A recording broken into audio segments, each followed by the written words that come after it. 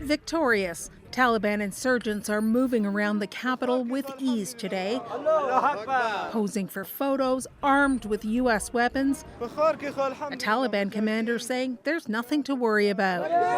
But the Taliban has a history of brutality against its own citizens, and there are signs history is repeating itself. We are receiving chilling reports of severe restrictions on human rights throughout the country. I have never felt it to this extent, helpless, hopeless, disappointed, poor and miserable in my life. All our 20 years achievement maybe just go in blinks of few days.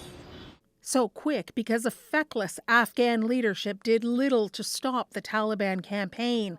By the time it reached the presidential palace in Kabul, it was empty. Al Jazeera broadcast live the insurgents strolling through its opulent hallways.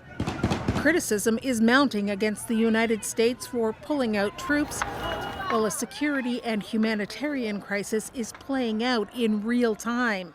Why has this been such a colossal failure? America's longest war is ending in crushing defeat. Do you regret giving the Taliban that legitimacy?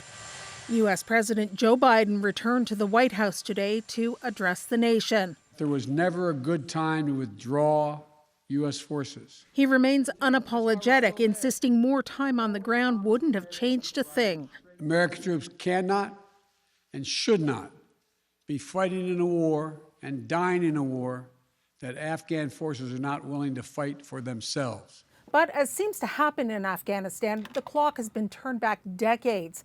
Once again, the people are in need of aid and protection from a brutal regime, and the world needs to ensure Afghanistan doesn't become a global exporter of terror. Carolyn Dunn, CBC News, Washington.